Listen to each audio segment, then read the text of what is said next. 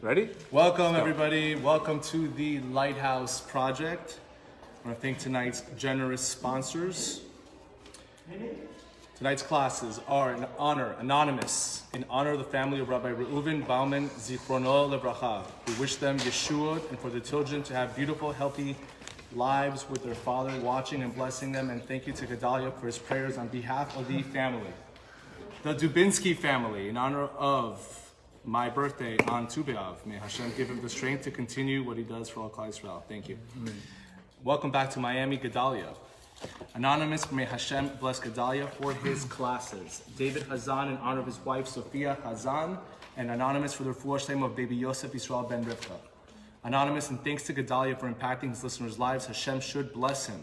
Anonymous for the refuah shlema of Elkanah ben Chana Serka. Chana bat Alta Orsi, with thanks to Gedalia for bringing the tzaddik into her life.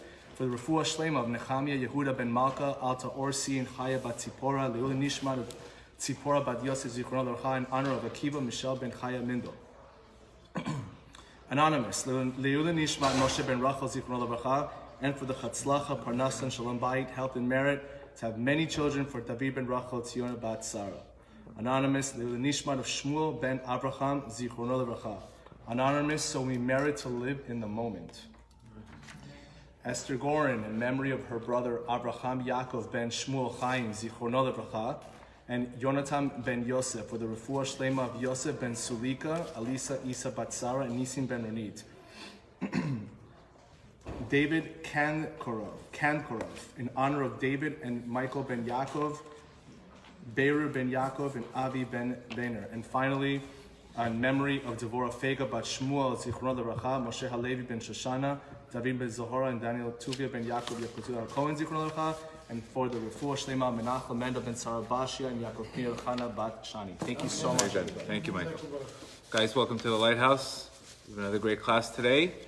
Today we're going to talk about what Reb Nachman refers to as a spiritual depression. Okay, Reb Nachman told us in lesson 1 that there are 3 things that are going to affect our connection with God.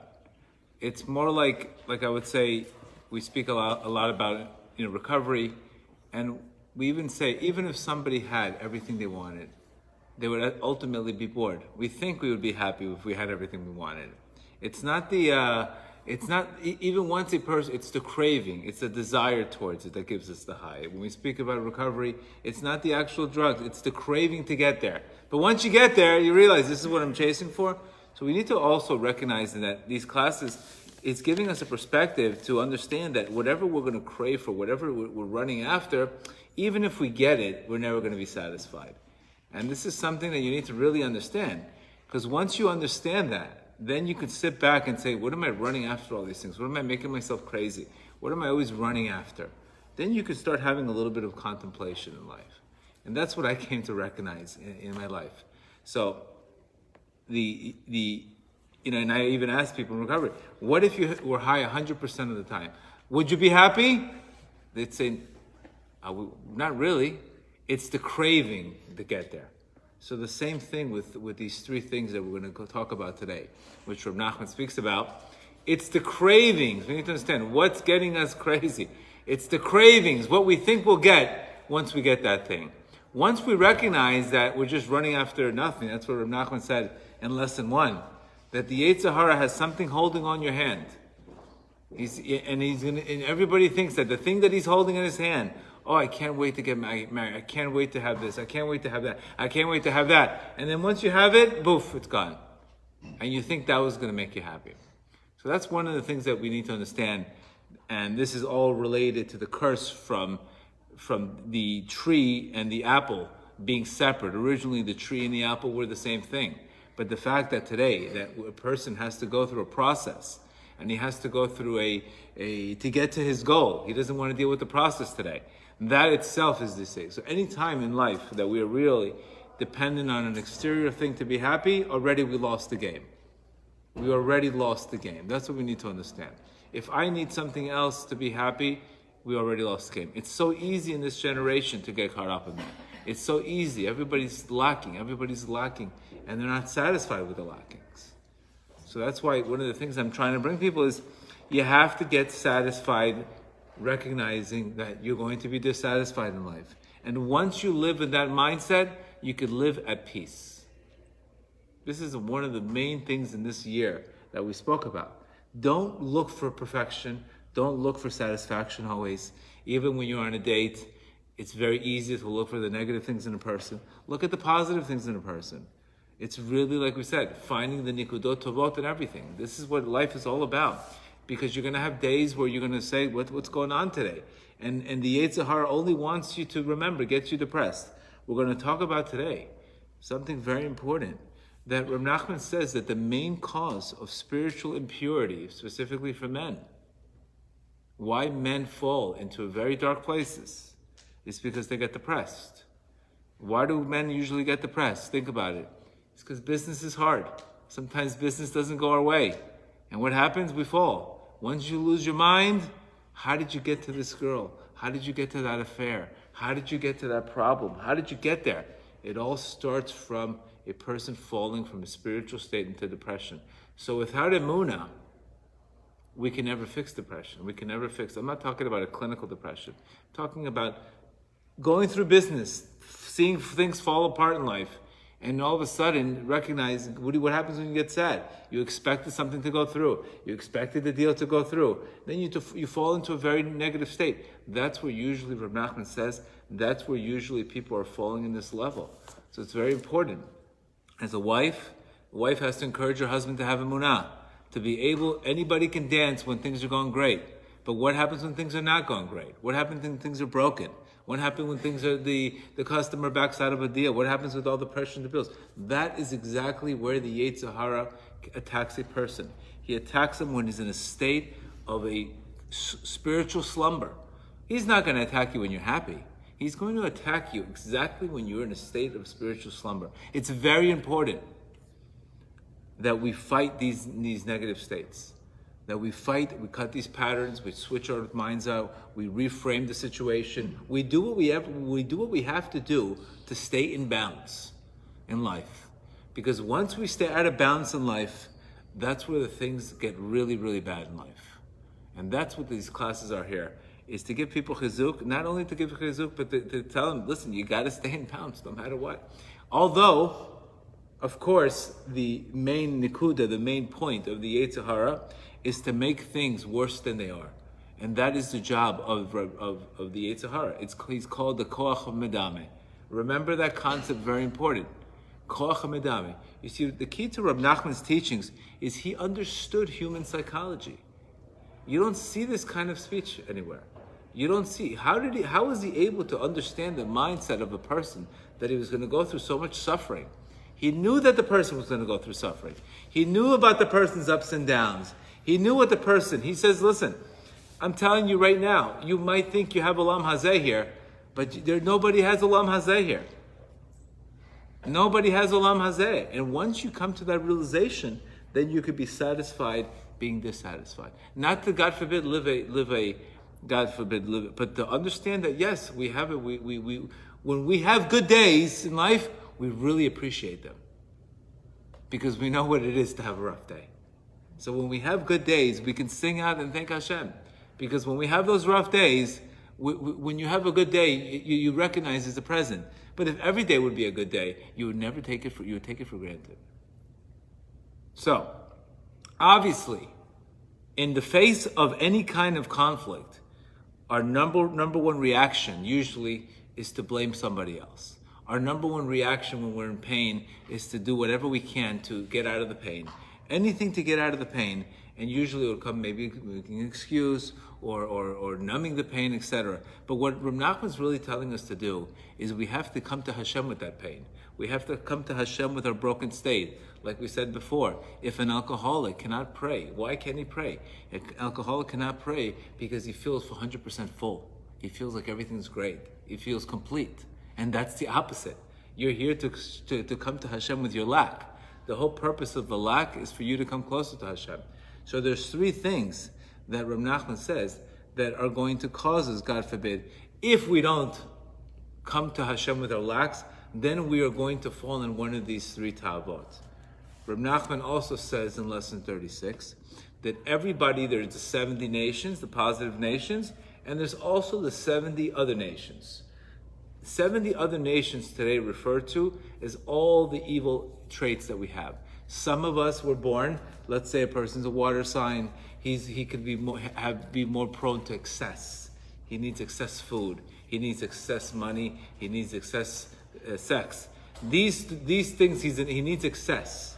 But some of us already were born, Rabbi Nachman's telling us, that we are all born with tavot.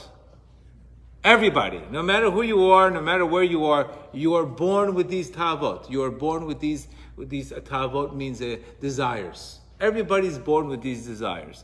Some desires are stronger than others. For one guy, he's got to pull more than the other guy's got to pull. But we are all born with these desires in life. And Rabbi Nachman says, particularly in lesson 36, you are born with one more particular than the other one, and that's prominently in your life. So today you hear people having food addictions to money, addictions to this is part of could be part of a spiritual process. It's not to say I'm broken because I have this problem. It's to say this is my problem. This is what I have to work on my whole life. If I work on this problem my whole life, my whole spirituality, success in spirituality can come to this. All my ultimate loss in my life can come to this. So we need to understand how important it is. Nachman says in lesson 172. So again, don't say I'm broken, I have this desire, I'm addicted, this is my life, I can't get... No, just means you have to work a little bit harder. You have to work a little bit harder in that particular thing. It's not that thing you're for example, one guy takes everything's personal. So, we meet people that are very sensitive, and everything you say to them, you have to stand like on eggshells, and God forbid you say the wrong thing, you're going to burst the guy's bubble. So he's more sensitive than others. Everybody has these issues, Rabbi Nachman says. Our job is to work on them. Our job is how much did you work on that particular issue is going to be your success in that particular trait or not. Understand that. No matter where you live, no matter who you are, we all have these traits. Second, Rabbi Nachman says in lesson 172, that whatever a person is experiencing, whether it's health, children, or health, is entirely from the person himself. What happens here? But because of a person's deeds or a person's excessive desires, he makes a shadow for himself so that God's light does not cast upon him. What is when we talk about, I hate to use the word depression, I would say lack of light. When you see darkness in your life, depression is not the best term for this. I would say when a person he's not seeing any light, he's having a hard time connecting to things. He's having a hard time gripping onto things. He's having a hard time connecting. He doesn't feel anything. He loses any kind of ambition, any kind of desire, any kind of anything to even open up a book. To watch the Heat for 3 hours, no problem with that. That he's focused, he'll know every player, every time out, he won't even blink. But to open up a Tikkun HaKlali, whoa, that you have to convince the guy, put the guy on a chair, tie him up, and why is it why is it such a difficult thing? How could you watch a game for 3.5 hours and you can't read a Tikkun HaKlali for 10 minutes? That's a problem. That's a problem that there's klipot. What is klipot? Klipot are exterior entities that try to hijack holiness. That's what klipot do. They hijack holiness. They live on fallen kedusha. If something is elevated, perfect. But if it's fallen, it's able to get connected to fallen kedusha. Particular examples. If I eat, which we're going to talk about one of these three things. If I eat just enough food, where I'm, like the Rambam says, I'm 3/4 satisfied. We're not supposed to eat till we're full. We eat till we're 3/4 satisfied. If I eat to the 3/4 satisfied, I'm going to have energy, and the exterior substances have no power over me. But once there's excessive eating, what happens? Then all of a sudden, instead of having energy, you basically lose your energy and you go to sleep. Unbelievable. You would think logically, food means energy, but excessive food drains your energy. How come? How is that possible? It doesn't make any sense. It's because there's an exterior entity, which are klipot, that grab on and they take energy from the person himself. We need to understand. We do not want klipot. Klipot, what the klipot do is they take and they hijack your holiness. They hijack your energy. They drain you out. Like your favorite mother-in-law drains you out. Just kidding. They drain you out in life. That's what klipot do. So enough food, perfect. Too much food, all of a sudden what happens? They take your energy out. Because where is the food getting vitality from? It's getting vitality from the person. So that's why spirituality is really being really focused on that moment. So this is what Nachman says. The person is casting a shadow for himself. And he always gives a great example. You could take a coin, and you could put that little coin in front of a mountain, and all you're going to see is that coin. All you're going to see is that food. All you're going to see is the avon. Right there. But if you see the big mountain, that means all you see is that. That little thing in life creates a big shadow for everything else in life. So that's what Nachman says here. Just like any stone blocks the light, if I take light and I put a stone, or if I put $1 in my face, I'm going to not see the whole room. That's the same thing. We have shadows in our life that are preventing us from creating light. For example, when I had a gambling addiction, that gambling addiction was not allowing me to have Hashem's light onto me until I completely broke down and said, I need help, really, after the 7th time. So my whole potential spiritually today was on escrow because it was there. It's not like it wasn't there. I had the potential, but back then the desire for money and women, etc., all of these things blocked my shadow. You understand? It's not that it's not there. We need to understand. It's all there. There's limitless potential spiritual. But there's shadows and there's klipot and there's things blocking it specifically. That's what we need to understand.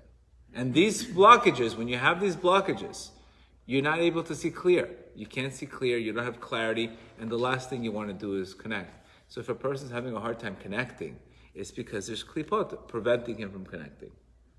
And what we need to do is we need to ask Hashem to help us clear these klipot. Now, there's a difference between having good days and rough days. That's normal. Even if you're on your spiritual and you don't have these shadows, of course, you're going to always have new levels of spirituality.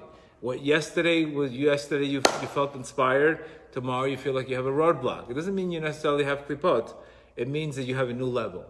Klipot means I don't even feel like doing anything. I don't feel. So what does Rabbi Nachman say in lesson 1? That there are 3 cravings, and I'm going to speak about each one individually. But like I said, it's more about eliminating. What do we need to eliminate? It's not what do I need to do for spirituality, more what do I need to eliminate to get to spirituality. What do I need to eliminate? It's not what I need to do. What's driving me crazy? Rabbi Nachman even says in lesson 30 that if a person's desire is only for money in this world, he's going to become stupid. Literally, he says you will become stupid.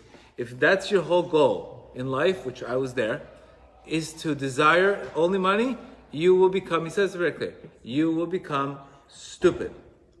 So it's very important if you look for a spouse, look for a partner in your life, you need, this can't be everything. Because if things don't go his way, you're going to come home to a very dark house over an alcohol, beer, leave me alone, I don't want to deal with this. And that's your life. This is the problem. And then from there, the rest is history. How many people do we know like that? I can give you a Rolodex. And then can you help you? No, leave me alone. This is the mindset. This is what happens. It shuts your spirituality down.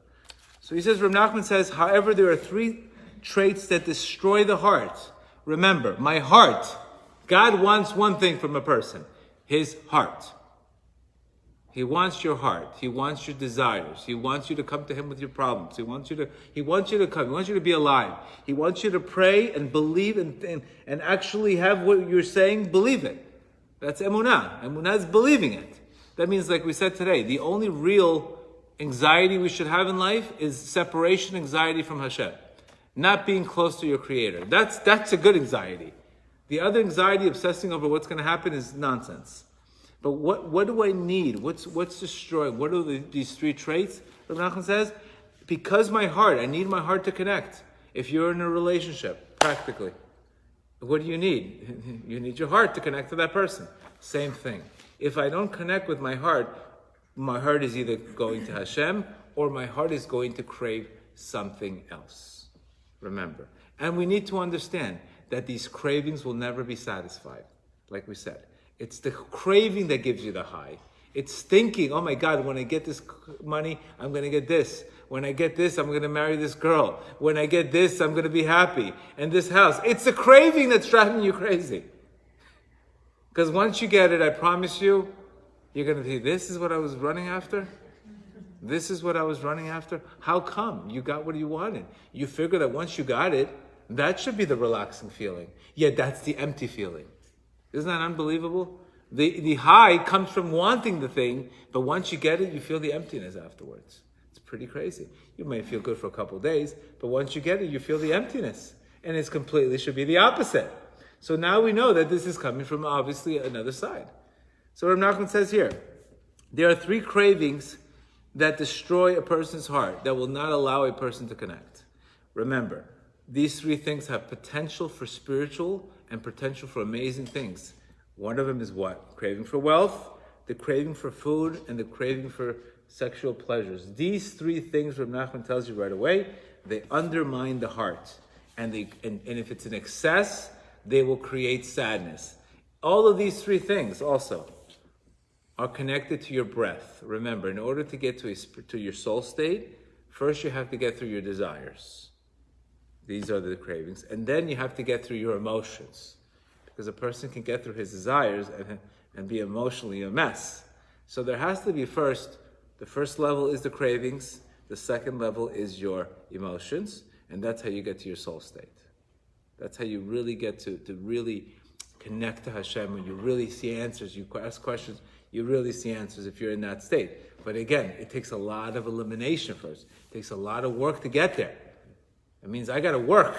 I want to climb if you want to hang out with eagles, you got to fly like an eagle. You can't hang around with pigeons eating cheese doodles. You understand? There has to be a commitment level. Then we have to understand that. What is Rav Nachman? How does it connected? He says wealth is rooted in the heart, is rooted in, as God blesses, and riches, and there's no sadness in it. And then it says it saddened him in his heart. Second, food. It says bread makes you happy, but it also, excessive bread will make you sorrow, will fall your face.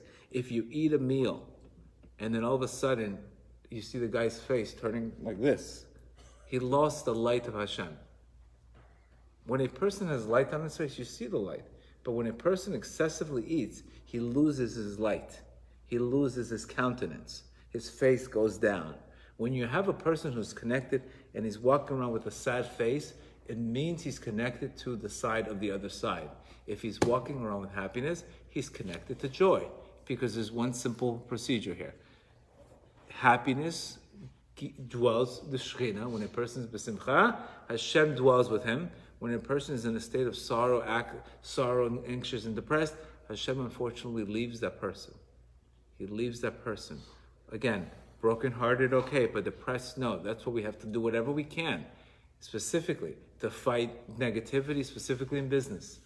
If you're in business, believe me, you're going to get tested with there's 1,000 things that can go wrong. Even Rav Nachman says in lesson 23 that there requires 140 cries in order for you to make profit. The word mammon means money, and you need to cry out 140 times. What is crying out 140 times? It means obstacles. 140 cries. A woman cries 70 times to give birth. Just like a woman would have a contraction when she's having a baby, she wouldn't flip out, right? It's a contraction. Everybody has contractions. Babies don't come out without contractions. The same thing spiritually. Money does not come out without contractions. Now, my job is the following. I can take those contractions and deal with headaches in business, or I can take those contractions in prayer. I have to scream 140 times. But let's say I scream in prayer. Let's say I scream in Torah. Let's say I scream to help somebody else. Let's say I use that scream the appropriate way. Then it gets deducted from my scream in business. So the headache could be waking up and doing his bodhidut can solve a headache that you were going to have in the day. Either way, those cries have to come out. Where do you want to cry? That's what our options is. Do you want to, that 20 minutes of his bodhidut, that 20 minutes of meditation could save you 20 minutes of headaches. I know when I don't do his bodhidut, I'm screaming, but I'm screaming for the wrong reasons. If I screamed in prayer, I wouldn't have screamed in business. I know it. It's like black and white.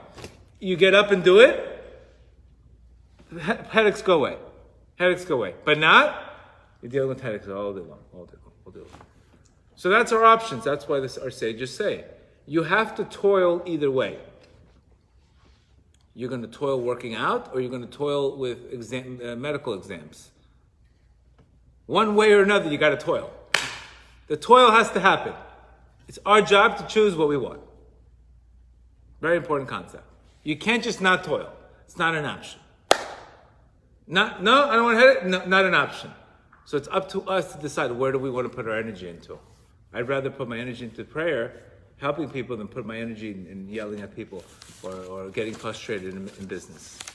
And that's why people say, I don't know, I'm so frustrated. I'm doing the same thing.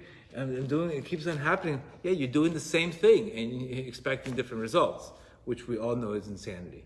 So Reb Nachman is already telling you here, there are three things. We're going to talk about each individual thing.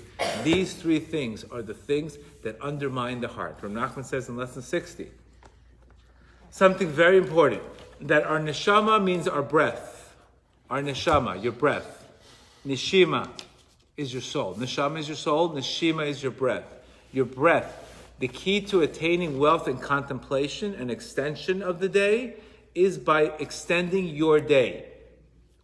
Extending the day. That's called keter. It's called in Kabbalah erech ampin. To make your day longer. What does that practically mean? If a person's breathing properly, because Reb Nachman is telling us here, that the way you think and the way you breathe are very connected. If a person he's breathing calmly, he has contemplation. But if a person has a short breath, it's an indication that he's not in a good state. We also know already that every single emotion affects our breath. If you're happy, you breathe differently. If you have anxiety, you breathe differently. If you have grief, you breathe differently. Every single emotion affects your breath. Your breath is your connection to Hashem. Even the top athletes, they say they connect to their breath. So what's the connection between breath, money, food, etc.? Like we said, if I have a long breath, extension of breath, I have contemplation, my day's long. Let's say I have all of a sudden, I have bitachon in Hashem, I have trust in Hashem, and I go into business, and next thing you know, at 10 o'clock, an obstacle hits me. All of a sudden, the way I handle that obstacle, because that trigger is going to come regardless of who I am, it's going to come to me. But let's say that morning I had a good spiritual practice, I meditated, I learned Torah, I had a good morning. I'm going to say, okay, B'ezrat Hashem, will work out. Things will get better. It's okay. The deal falls through, there'll be another one. Very calm, I'm contemplated, I don't blow my fuse. But let's say that same day, I wake up, I have a 575 calorie frappuccino with venti latte, I go to sleep late, I'm binging, and all of a sudden that 10 o'clock problem comes to me. And I didn't do nothing for my soul in the morning. My soul's dehydrated, except for the venti cappuccino that the guy had. That same problem is going to hit him. I don't understand this. Whose fault? He's going to scream. That 10 o'clock, he's going to get angry. Then he's going to recover till 4 o'clock, probably 2 o'clock. Maybe it takes 4 hours to recover from anger. So now it's 2 o'clock. Now he's exhausted from the whole balagan that he just went on. Then he needs he needs more caffeine just to get into 3 o'clock. And then at 5 o'clock he has a cigarette, and that was his day. How was your day? Horrible. What happened? What happened? What happened to that guy's day? His day was very short. His day was very short. No contemplation. All he was doing was playing defense. No life. That day had no life. It was only defensive. Handling problems, dealing with problems. But if you had a little dot, if you had a little perception, the 10 o'clock problem, you would have handled it differently. You wouldn't have needed to smoke. You wouldn't have needed to do this. You wouldn't have needed to take you can't walk into days like that and expect to win overall. You're going to get burnt out.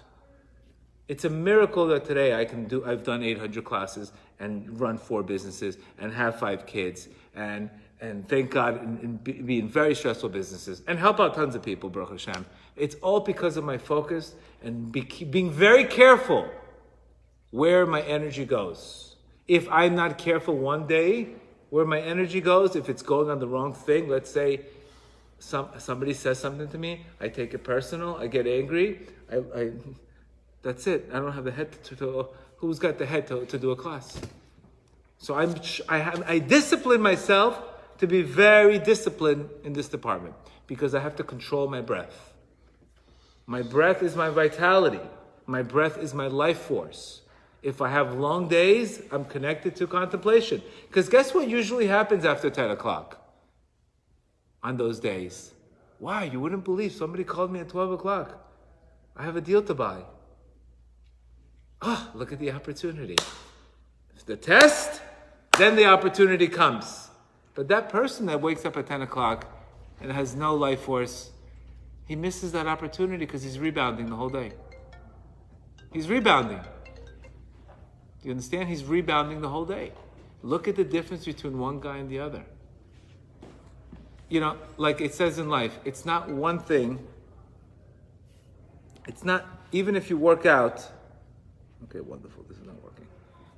Even if a person worked out one time for 3 hours, he's not going to really see a difference in his life. But if he works out every day 20 minutes, he's going to see a difference. So what we're trying to get here is you need to do something 20. It's your daily rituals that are going to get you there. It's not the one time you go to a class, I went to this class, I was motivated, and then flop again. It's the daily rituals that you're going to get there. The daily classes. What are you doing daily? What time do you wake up? What do you do the first thing in the morning? Where do you focus on every morning? Do you have a gratitude journal? Are you going into 9 o'clock with a positive mindset? Or you're going at 9 o'clock, I can't believe I'm burnt out another day. You can't win like that. Because you can't handle stress and be enlightened at the same time. It's not possible. It's not possible. So you almost have to force yourself to do one of the two. Once you get going, then you're not going to be like everybody else handling the same pressures. Because we can't fix a business issue if you don't have the mindset to know how to deal with business. If you don't understand that business is nothing more but test, that's what the man came down from Egypt. I will give you the test on a daily basis so I can test them. There's your guide to business. There's your guide to business. He's giving it to you on a daily basis so he can test you. He can test you to see if you really believe in him or not. What is the number one thing struggling in business today, I would say? People that are not focusing on the moment. They're not on the moment. One thing goes bad, check out. Too stressed out. They're not focusing on the moment. We need to really wake up. If we really woke up every single day and said, today the man comes down brand new. Rabbi Nachman tells you that every single day there's a different blessing that comes down. That means that one phone call can change your life. But you gotta pick up the phone. What happens if you're not in a good mood to pick up the phone? What happens? You don't get that opportunity. The key to business, Rabbi Nachman says, is to have bitachon. That every single day is a brand new day. So if I believe in the Hasidic concept, which the Hasidic concept is every single day is a brand new day. Every moment is a brand new day. So then I'm able to revive myself and renew myself every single day like it's never been yesterday before. And then I can go into business with a very different open mindset. One bad day doesn't knock me out. Because one bad day knocks you out, that means you don't believe that every single day is a brand new day. And there's no more opportunities. And then you start, God forbid, trusting in people. And that's what the pasuk says. Cursed is the one who trusts in man. You trust in man, curses the person who trusts in man, and blesses the one who trusts in Hashem.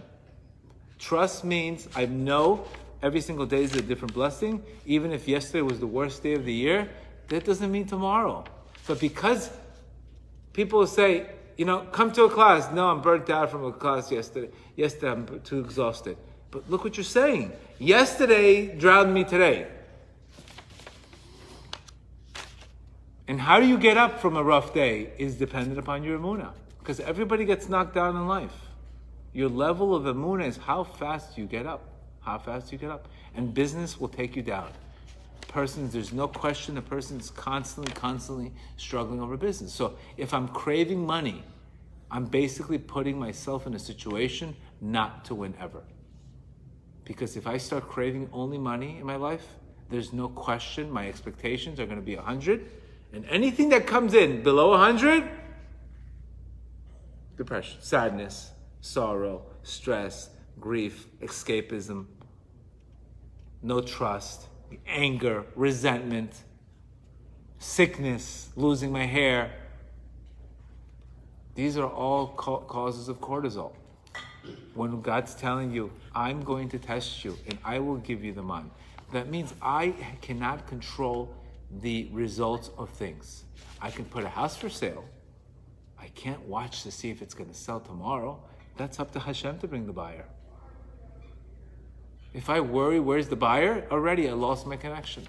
My job is to put the house for sale and put every effort in whatever newspaper, whatever, advertise it, and then you have to pull back in life. That's what people don't know what to do. They don't know how to pull back. They like to control. What's happening? What's happening? What's going on? What's going on? Pull back. Because our sages say that whoever rushes the hour rushes them. Sorry, whoever rushes the hour, they delay the hour. So sometimes when we put too much, of course, if you live in Miami, you have to push your employees. That doesn't mean you're pushing the hour. You're waking them up from the dead. But you have to understand what you can control and what you can't control. That's why effort is up to you, but results is up to heaven. Misilai Yeshrim says something also very beautiful. He's saying our job in this world is to pay a tax.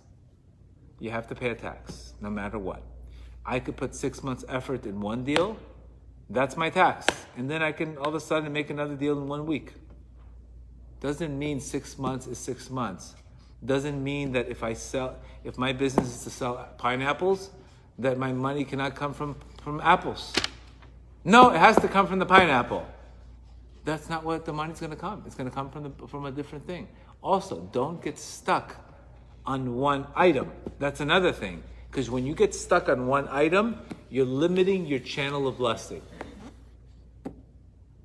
Money can come to you anywhere. There's no limitation. If you have to believe that, you have to really believe that. And it's hard to do that when you get hit with a rough day. This is what Rav Nachman says. He's saying it clearly. He said it here. He's saying when Adam ate from the tree of knowledge, he was cursed with the curse of, with sadness you will eat. The serpent too was cursed. Dust you shall eat all your days. Dust refers to money. And it says dust is gold. Rav Nachman explains when somebody's obsessed with his wealth and spends all of his days looking at it, he gets the exact same curse as the serpent. He's all day long looking for it, but he's not no life. He's like a serpent chasing dust. Oh, look how much dust I have. But this is all your whole life. It's very hard to do that. It's hard, especially with the society that we live in, because most people believe your net worth is your self-worth. Your self-worth is your net worth. So if that's the belief, my net worth, my self-worth is my net worth, then I'm already in the wrong channel. So we need to understand, it's not how much, it's contentment. The Torah is very important on contentment. You work as hard as you can. You can be aggressive as much as you can. You could open up businesses. There's nothing wrong with that. God gave you an opportunity to make money. God gave you an opportunity to be successful. 100%. Go all in. But when you come home, you have to know what you can control and what you can't control. And that's determine whether you come home in melancholy. And the curse was, you will eat your bread with sorrow. Look at the company. Yeah, look at this, look at this. But you're eating your bread with sadness and depression. That is what the Torah warned upon.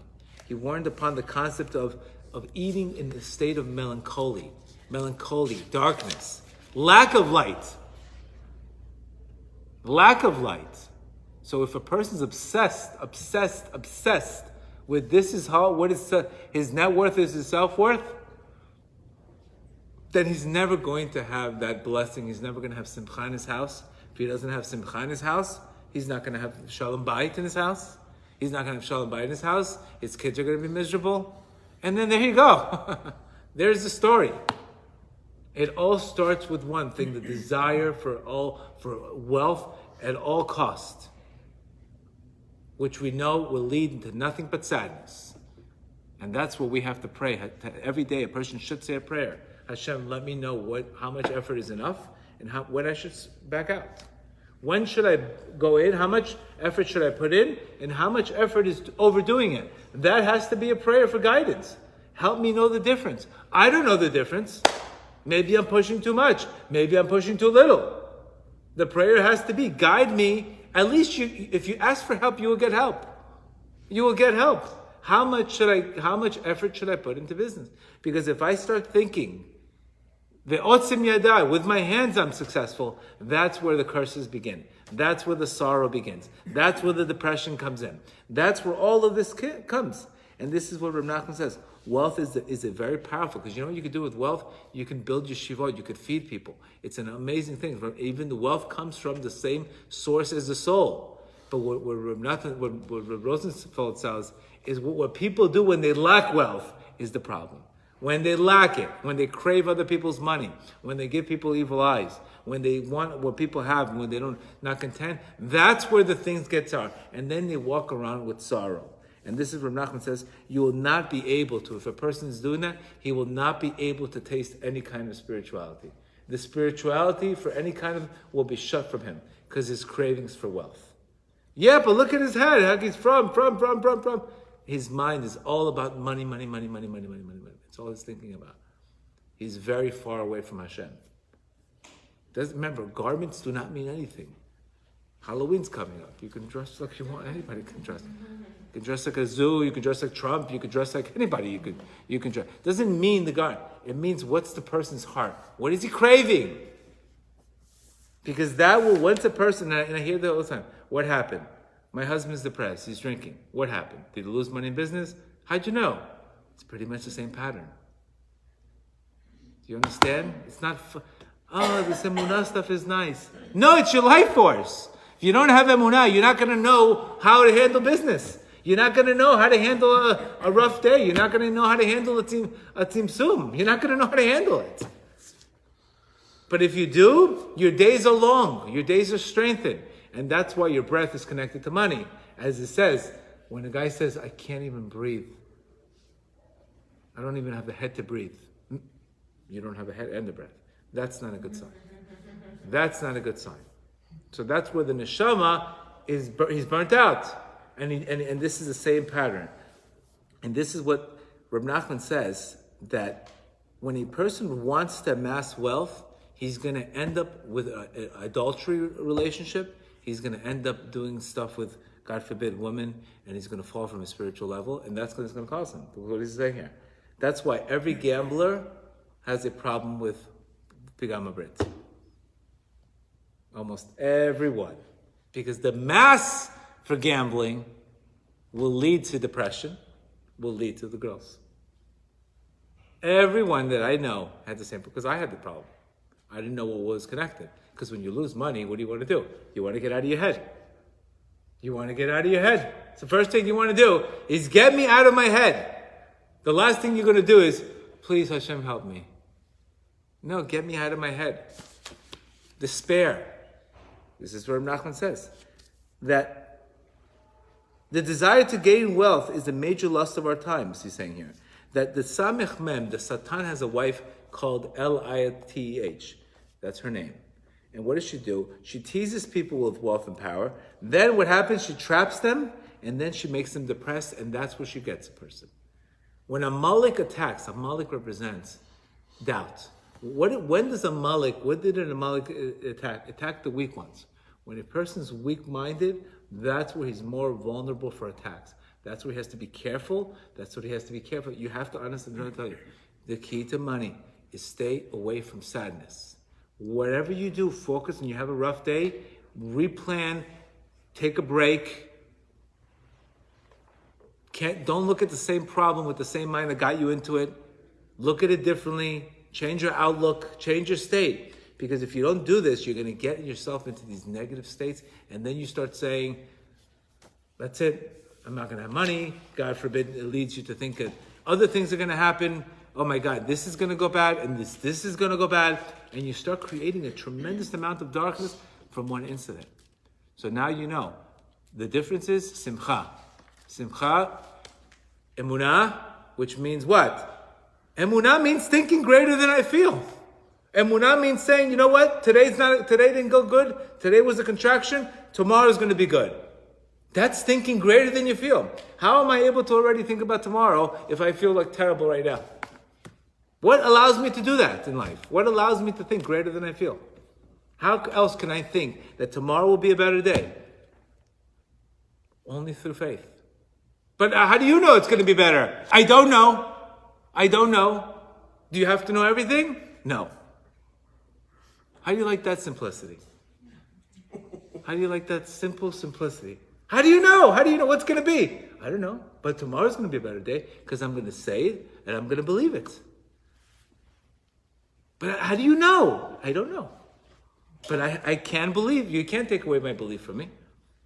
You see, you talk about this in 2019, they're going to think you're Meshugana. You're crazy. What are you talking about, these crazy? Where's the proof? Where's the sure? I need the sure. The simplicity doesn't exist anymore. Reb Nachman says, back 250 years ago, there will be a time where there will be one simple Jew that will wash his hands and just say a simple bracha with his heart. He knew already the conditions would be going here. That the last thing we want to do is think. We're always thinking ahead. So business is very related to thinking ahead. Catastrophe.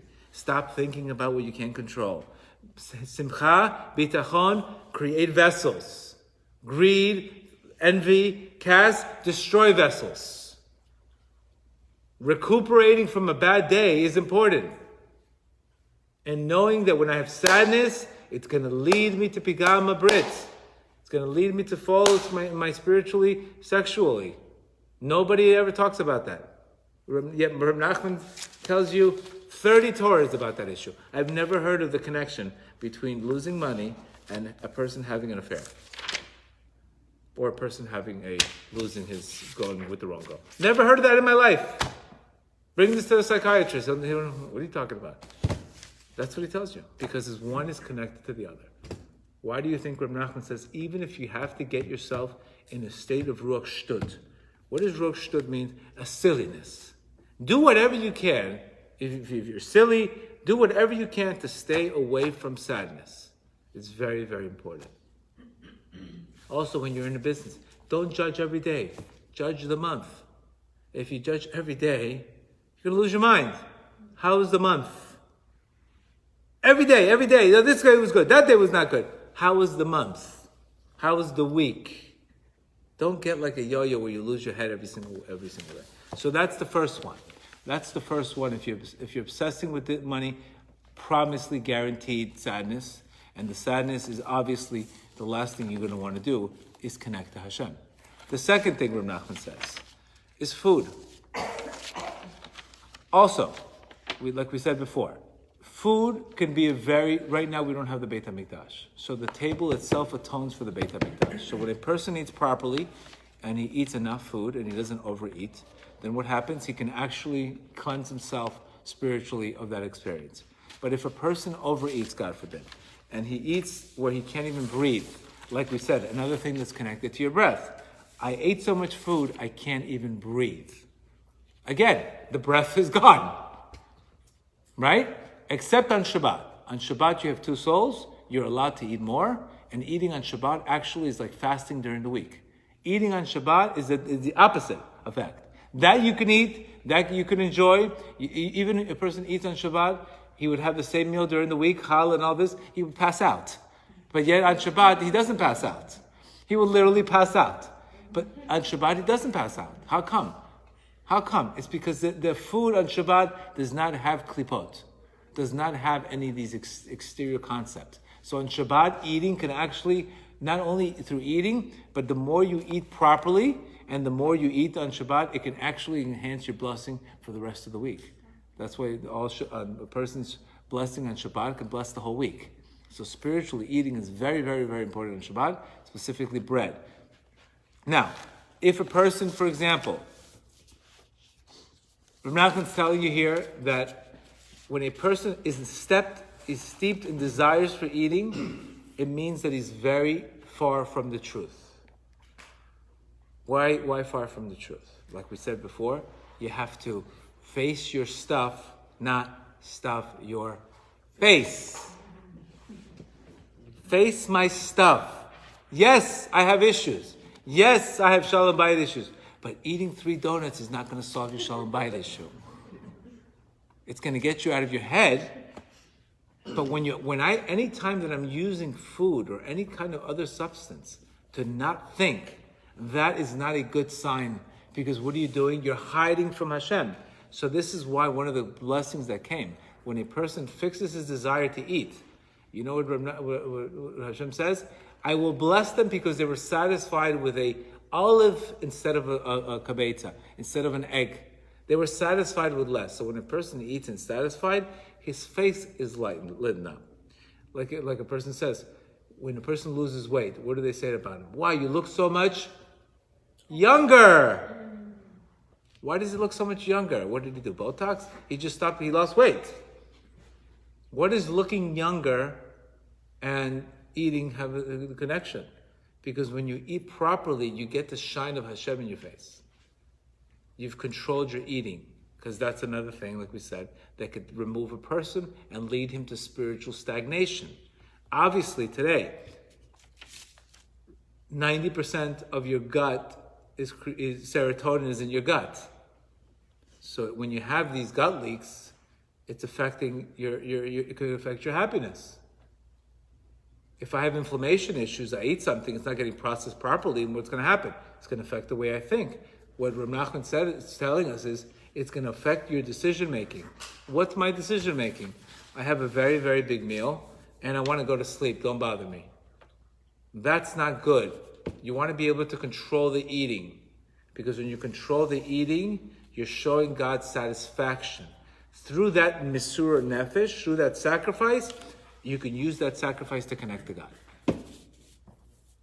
Doesn't have to be, you don't have to go to Masada to hang out and meditate on a mountain to get close to Hashem. No, you could, at the dinner table, the fork, melech, milchama. Lechem is bread, it's a war. Food is a war. Today, more people are dying from overeating than starvation. Look at all the inflammation issues. Look at all the gut leak issues, God forbid. Look at the gut leaks that leads to anxiety. Gut leads to depression, God forbid. That means happiness could be at the end of your fork. So when a person eats properly, he should have in mind that this is a war. It's not, I don't gobble food up. I take my time. And that can actually light my face. And when you do that, then you can come to Hashem and bless them. As it says in Birkat HaMazon, I will bless you when I'm satisfied. So because food has such an elevation, and you're elevating souls, and you're elevating food, it has a tremendous elevation experience you can elevate. But also, eating the wrong foods, eating foods that are not consumed, will put you, Rabbi Nachman says, in a spiritual sleep. What does spiritual sleep mean? Spiritual sleep means not wanting to want anything better in spiritual. I'm good. That's who I am. I'm good. I don't want to do anything else. That is called spiritual sleep. Yes. Today, thank God we have every phone call today. Good. Spiritually sleep. That's what I'm not going to say. It'll put you to sleep. And practically today, you eat a lot, you eat the wrong foods, you're going to go to sleep. And today we have to understand that these food producers, they hijack our brains. They knock your nucleus accumbens. So every time you eat, you trigger that area in your brain lights up, and you keep on wanting more chips and more chips and more chips and more chips. And then we need to also understand something. It's not just the food. It's your attitude towards the food. If you're thinking about what you're going to eat the whole day, then again, the day is shortened. Instead of thinking other things, you're just thinking about what you're going to eat. That's not frowned upon. So thinking about, okay, I eat, I eat food. My elevation is, I don't want to sit there and make it a whole day eating.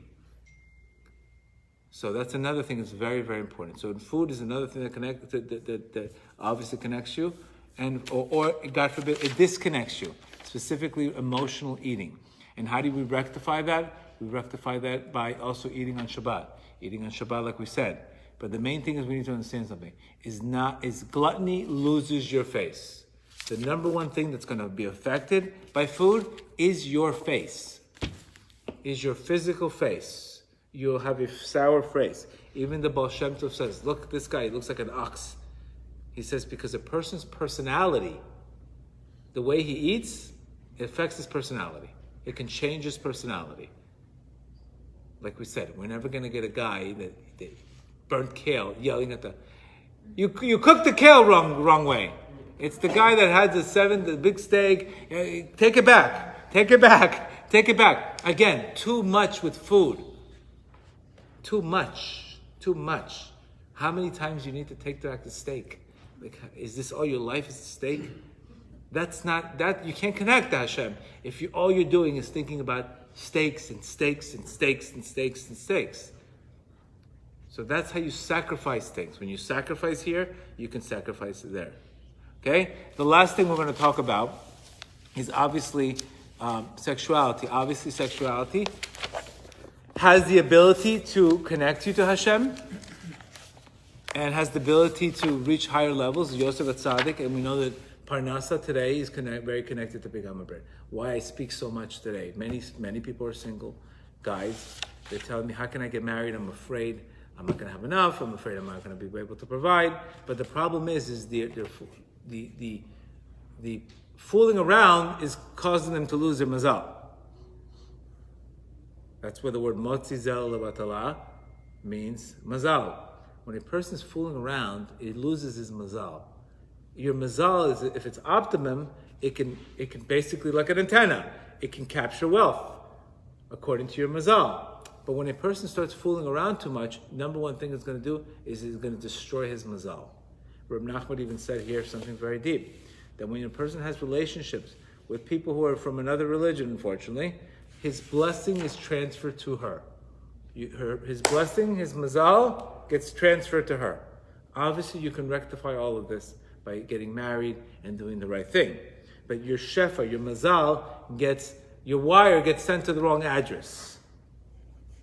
It means you can have tremendous amount of blessing, but what happens? It's getting sent to the wrong address. Bank of Puerto Rico. You got me? Bank of, you know what? How did it get there? How did it get there?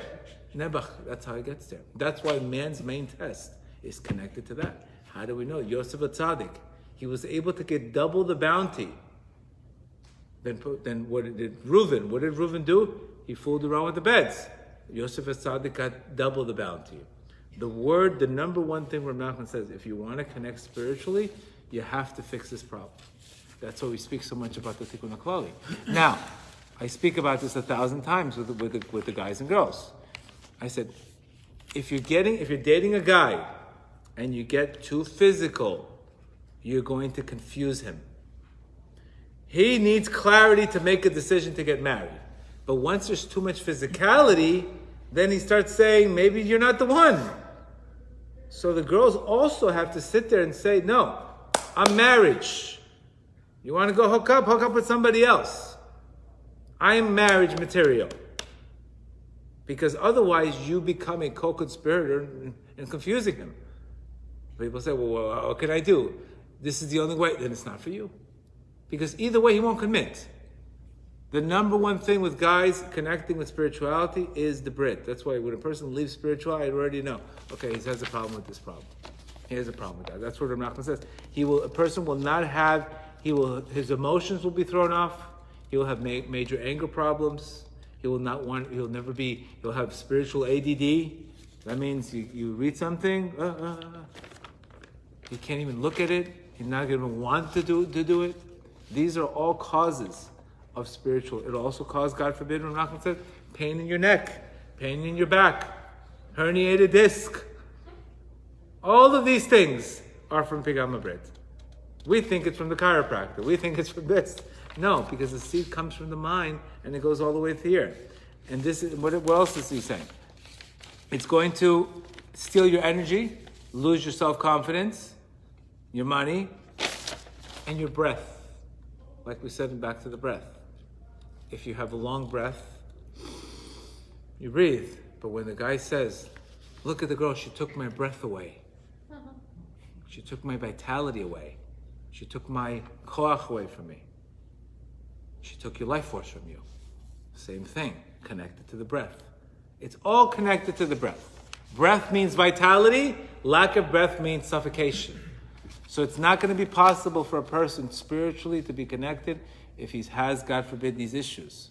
Specifically, God forbid, what else does the Rambam says? That he's going to block out any desire for spirituality.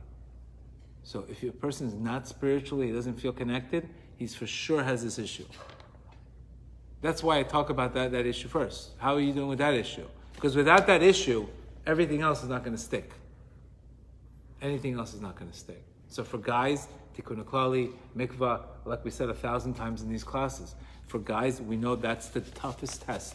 For guys, we already said for women, their test is honor, to want to be right, to want to be to forgive easy, honor, clothing, etc. That's their tikkun. Our tikkun is this department. And our level of spirituality, mazal, your mazal is affected, your health is affected, your brain is affected, part of your brain comes from that. It's all connected to that. Once I fixed this, I was a new person. So these three things are the things that are causing a person to have spiritual depression. He fixes these things, he's going to have light. He's going to take off shadows. He's going to connect to his source.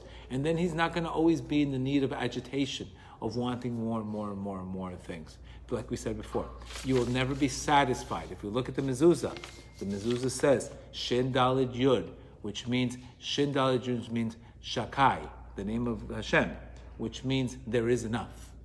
When I'm connected to this, I have enough. I don't need more. I'm happy with my wife. He's happy with his wife. But why is a guy not happy with his wife? Why does he need more and more and more? Because he has these klipot, unfortunately. And this is very serious when you're in a relationship, and obviously the number one thing that a woman does not want is a guy looking at another girl, or a guy looking at the wrong menu when he's in the wrong restaurant. So I know this is for guys, but the girls also have to say, how are you holding here? Because believe me, you could be in a $600 dinner, but if your husband or your boyfriend's looking at the other table and not looking at you, the food will not taste too good. I promise you. So that's another thing that women also have to recognize. You need guys that are spiritual, not just stimulus packages. They come and go. We know Obama got nothing. Obama gave anybody nothing. Obama stimulus packages, nobody got anything. We want spiritual packages. Once you have the spiritual package, the stimulus package will come. Because the blessing comes when they're married. That's why when a person gets married, you know what happens? His sins are forgiven. What stops blessing? Sins. He gets the blessing. That's why when he gets married, he gets new mazal, because he gets a cleansing, which is all these obstructions that allow that. So may Hashem help us that we should fight our three cardinal tavot, and little by little, a person should at least try to work on one at a time. He shouldn't but work at one at a time until a person has. How do you work at one at a time? Again, praying for it, reading about it, listening to the classes. But before Rosh Hashanah, pick one thing. Because Rabbi Nachman says, pick one thing and then go